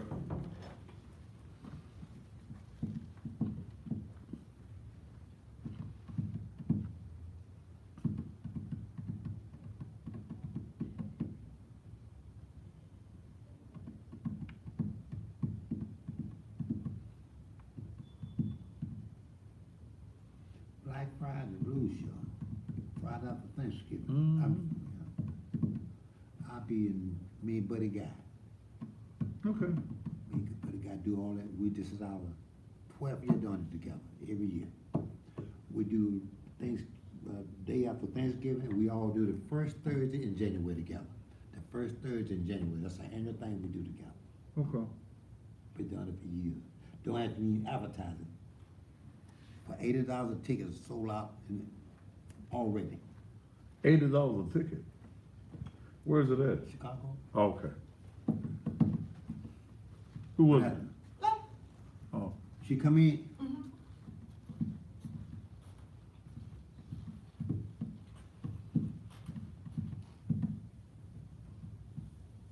Yeah, if you get another picture like that, send it to me.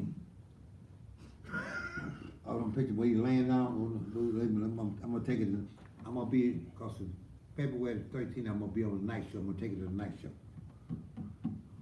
Mm. I give you some exposure.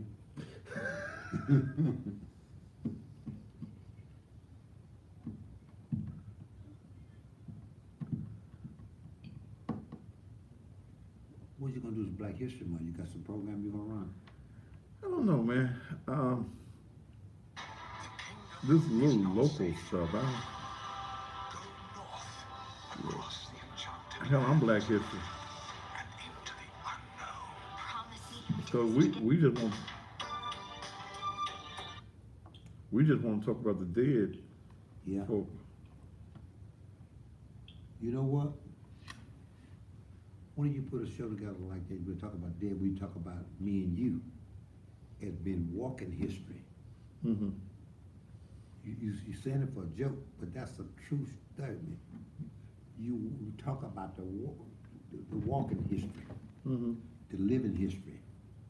I mean, you can't get around talking about the past, Mhm. but it's a lot of history that's still living, it still exists. And we don't think it's history think it's- unless it's dead. You don't think history unless it's past and gone. They'll tell you how great Bobby Rush was when Bobby Rush is gone. That's what I'm talking about. That's what I'm talking about. Niggas that talk about me now, they'll show up at the funeral. He was He a was good guy. He Yeah, he man, cussed, but he was all good. right. Right. But you won't tell me that now. Should be able to show together like that. Let me question you about why you do what you do. You question why I do what I do. If I'm talking about, and you answer them, and you won't be patting your own self on the back. We'll be back and forward with it. You know, you come up with some. Somebody want to know, is Bobby married? Sometimes.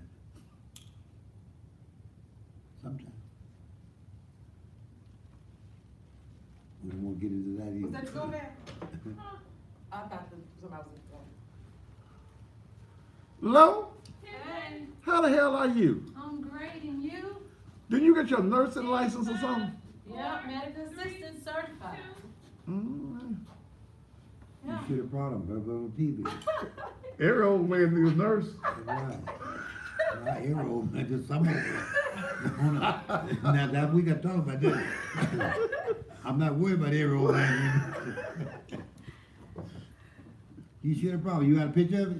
He don't need a picture of it, Bobby. I saw it on social media. Yeah. Been a few months ago. Yeah. It was No, last year in did that, November. It was last year in November when I graduated. Yeah. no, Yeah. I'm talking about the thing you got today. Oh, you talking about my diploma? Yeah. What you get the diploma in? Well, you don't know our birthdays are the same day. Yeah, I know, I thought it was a couple of days apart. Same No, day. April 1st. April 1st. Yeah, April Fool, you both y'all April Fool. Yeah, I'm gonna have to fly him where we gonna be at for my birthday this year. I thought about it. Y'all was last year. overseas last year. Yep, and I thought about you on my birthday. Yeah. I sure did.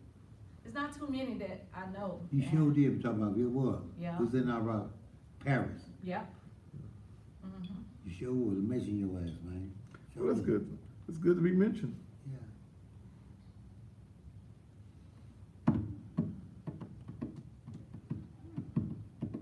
I've been watching you on TV, but Huh? that is, y'all are so funny. Yes. So what now? Y'all too funny. I've been watching you out there. Y'all too funny. That'd be Bobby. Bobby, you keep it together. Yeah, I keep it, well, I'm trying to keep them together. Keep my buddy though. Keep it together. Oh, we back? You didn't tell me we was back? Me and Bobby just sitting up here talking and telling the low. Cause we friends, man.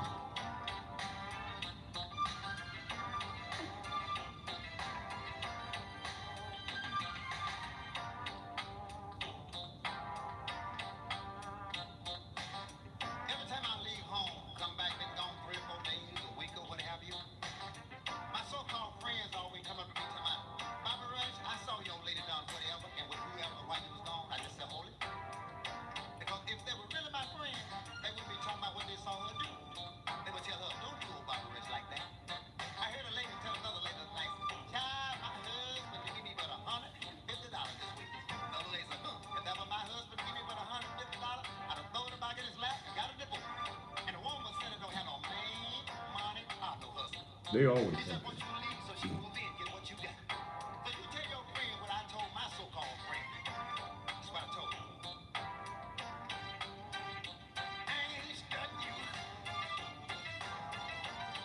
I tell you, I ain't studying you. Some folks say my woman love me, and some folks say she don't. But it don't make no damn difference long as I'm getting what I want. I ain't studying you.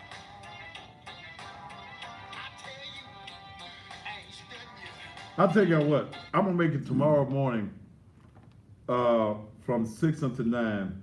Since it's your birthday, Bobby, I'm gonna make it Bobby Rush morning.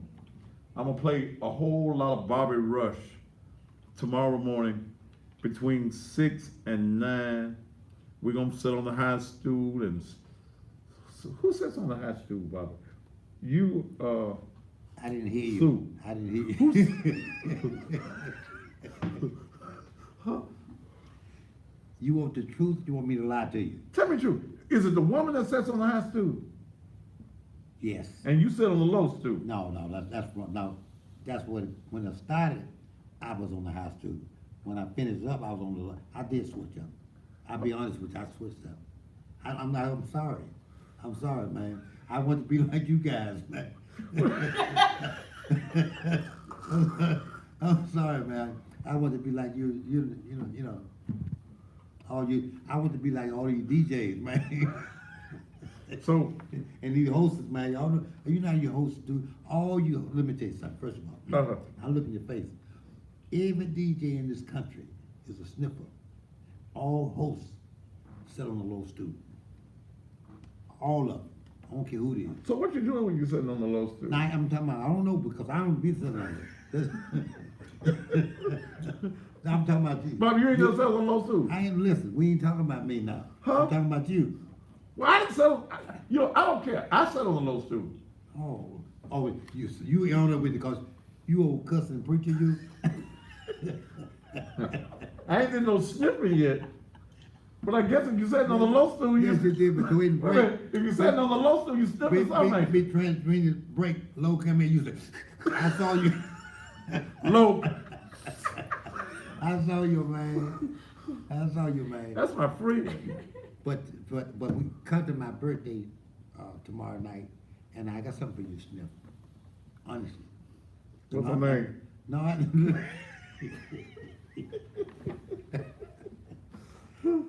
same one you were laying up on, that chest you were laying up on. You done found her? I found it. She was getting married when she came out of office. That what did that make a difference with you? Bobby, don't tell everybody. You what you trying to take her home, or you want to lay on the chest? Which one you want to do? Okay. Now you just shut up. I got a high stool over there. Well, that's my stool. The high stool is my stool. I got the low stool over you. That's your stool. I saw when I come in the door. I got to tell you, ladies and gentlemen, when I came in the door, my friend had 2 low stools, and he threw one away, and the 2 other high stools. I got that one now. So low stool and the high stool sitting in this corner over here. Now, I'm gonna give you 3 guesses, and the first 2 don't count. Who the low stool belongs to? Now, you think about it. I don't mind sitting on, if a woman sitting on the high stool. I didn't say- I ain't got no problem sitting on the low stool, Bobby. I ain't got no problem sitting on the low stool. Well, you're a low snooze snipper, that's what you are. Anyway, tomorrow night, My birthday night, your birthday night, yeah. he's It's gonna, salute me. 80, I don't want people to think that they're gonna come down, I'm gonna be on the stage sweating and a lot of working. I may work a little bit, but it's my birthday. I'm gonna do a lot of cutting cake, and I got 85 candles to blow out. no, 86. Well, You gonna be 86? I'm gonna leave one up there. Why? You gonna be out of breath?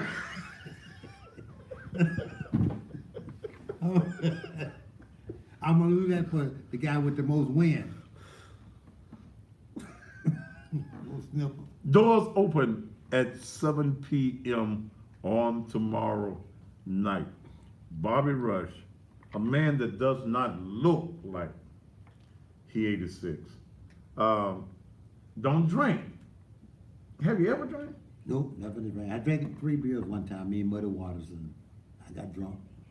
3 beers made me drunk, because I don't drink to drink. You ain't never had no Hennessy. No Hennessy at all. No Hennessy at all. No Hennessy at all. Just big legs, and that's it. That can be addictive. Oh, yeah. I told you earlier, I had a habit. Big legs. I had a habit. Bobby, if you could give words of wisdom or words of advice to these new singers now, these upstarts as they are called, these guys who make one record and they think that they are a overnight sensation? What would you say to them? Look in the mirror and tell the truth to yourself and don't fool yourself. Be good to yourself and do like I do. I try to be honest with myself and be good at what I do. Mm-hmm. Because if you do that, you won't have time to envy other people what they're doing. Mm-hmm. You spend all your time crafting your own craft because Mhm.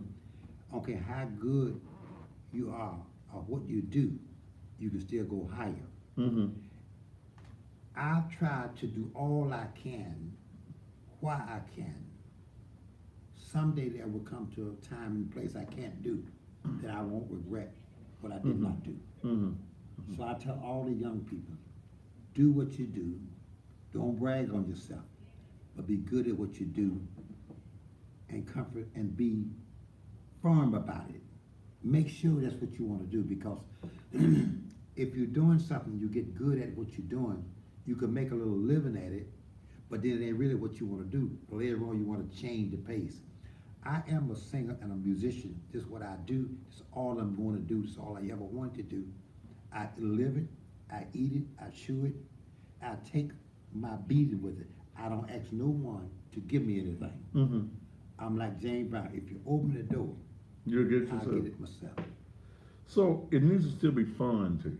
But it's still fun. It's still fun to me. That's why you have to make sure you're doing what you want to do. Mhm. Because what you want to do is fun. I was in the business 25 or 30 years, so someone called me, B.B. King was the one told me, said, Bobby Rush, you're going to be good one day and make a lot of money. You mean I can make a lot of money doing what I would do for no money? Because what I did, it wasn't for the money at the beginning. I Mhm. was in it because of the love of it. And you did say in I the said beginning. Okay. But now you grow older, you get in the business, so you want to be good and you want to be fat in the pocket too. Mm-hmm. I mean, that's the truth. Because you want to make a living in what you're doing. Do you own all of your masters? I own 90% of Okay. Okay. 90% of my masters. You handle your own publishing, your Yeah, I have. Now I do. I got. In the past, I had about 50% of the publishing. The other but 50% of the publishing, and the early part, I got it either taken from me or stolen from me. Mhm. But God have blessed me. If you know the rule of publishing, after every 30 years, it reflect back to you. Okay. So I Okay. don't live longer for all of my recordings than come back to me, man. Okay. I mean, lawfully. Okay. Okay. Now, so the young people listen to this. When you get 85 years old, when I recorded 25 and 50 years ago, all of my masters come back to me. Okay. That's by law. Okay. Okay. Okay. You gotta revert for 30 years, gotta come back to you. So you're getting royalties off of stuff you recorded Yeah, 30 years. I got 40. a big check yesterday for $3.94. Mhm. $3.94. They pay you a lot of money for, you take a million hits to get $18. But, you know, so what's next for Bobby Rush? I recorded about 25 or 30 songs about a year ago. That's acoustic stuff that I'm doing solo. But now I've been, for the last week or two, I'm writing, now I'm gonna write about a couple more songs, and I'm gonna record those songs. And I'm gonna record this time, I'm not thinking about who like them. I'm not thinking about the audience that I'm playing for. I'm gonna do this for Bobby Rush. Mm-hmm. I'm gonna just say what I wanna say and try to be good at what I'm saying and lay it on the table. I'm gonna just, for about 6 or 7 songs, just gonna do it. And like throwing some money up in the air, let it fall where it may. I got some things I wanna talk about, story-wise. Mm-hmm. I pretty much got them in mind what I'm gonna talk about, but I'm pretty much got musically where I want it to go. And I'm not thinking about a hit record, I'm not thinking about who like it, I'm thinking about who don't like it, or what direction I'm going. I'm just doing the songs. Doing what Bobby wants to I'm do. just gonna do me about 8 or 10 songs Here it is. You like it or you don't like it. That's really what I'm doing. So how do you stay relevant with your music? I listen to young people. I analyze young people. I listen to music, all genres of music, all kind of music, Mhm. and I learn from that. Mhm. And I take what I know, what I can do, and look at the things I cannot do, and the things I wish I could do, and the thing I'm hoping for, and you put all them four things together, and you get a Bobby Rush. Is there ever going to be a retirement date for Bobby Rush? I'm not thinking about retirement, boy. I pray to God every day to keep me enthused, because I'm still learning, I'm still enthused by what I do. And nothing and no one can determine, can shatter me from that. Because if I'm enthused by what I do, I said earlier, a man or woman can live a long time without water, food, but you can't live long without hope. I still have hope inside of me. Because I'm at a point in my life now, someone may have an idea for something for me to do. Could be greater than what I ever could think of. But it can't be integrated in what God give me to think of myself, because it's like Moses and Aaron, his brother. God had given me the gift, and he gave it to Moses, and Moses was talking about Aaron was a better speaker than he was because his brother. And God said, I didn't give it to Aaron, I gave it to you. If I got the gift and give me the idea to do it, I'm gonna do it the best of my ability, the way I know how to do it. I'm not gonna ask nobody how to do it, what to do, or who to do it to. I'm just gonna do it. Man, I mean, that pretty much sums it all up. Just do it the way that you want to do it. We'll do it the way, when I say way I wanna do it, the way I'm led to do it, because I'm guided by my talent. Because you know, if you follow what God give you, He'll make room for it. Mm-hmm. That's what your gift is all about. That's what your gift is all about. And too many times, most people try to follow what other people tell them to do, Okay, but that ain't God's gift. okay. Because what he gave you, What you gave me is for me, and I Okay. have to use this gift for me. and it's done you well, Bobby Rush. It's done you well. There's not many guys that can say that they recorded 300 and how many? 394. 394. Probably with your next CD be over 400. Yeah.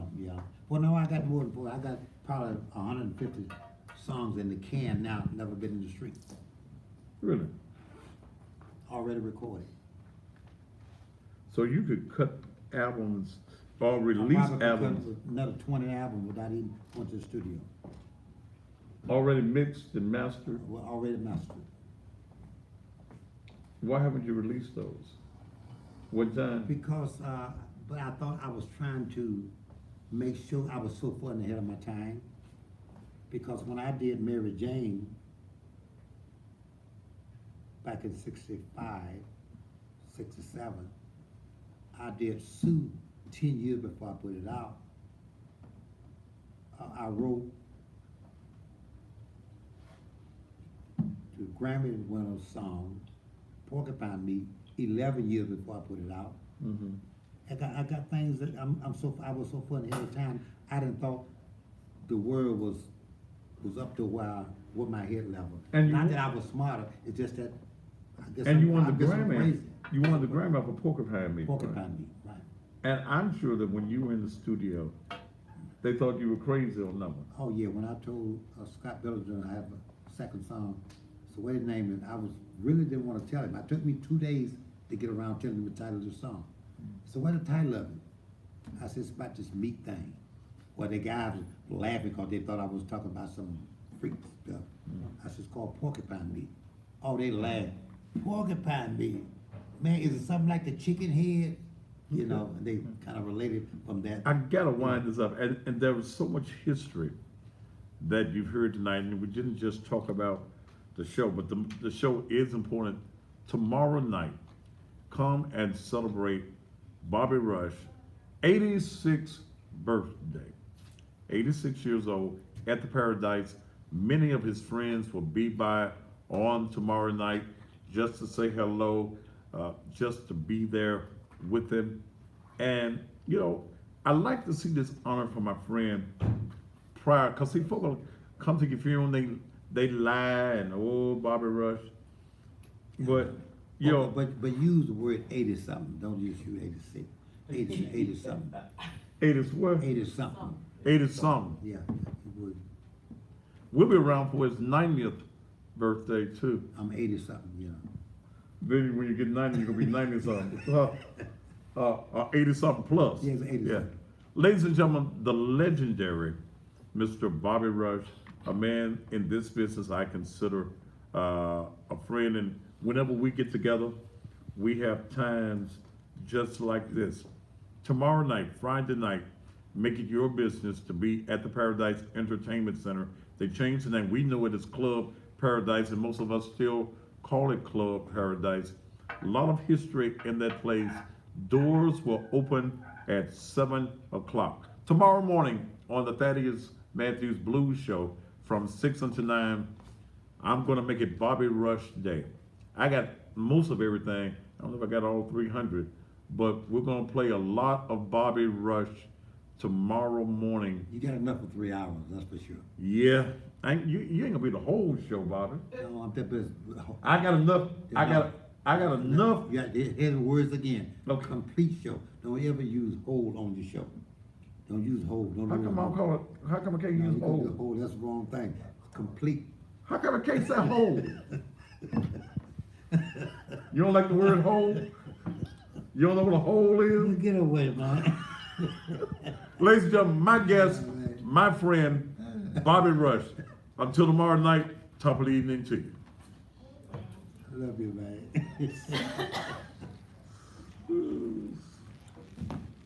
Yeah. They call us about that hole.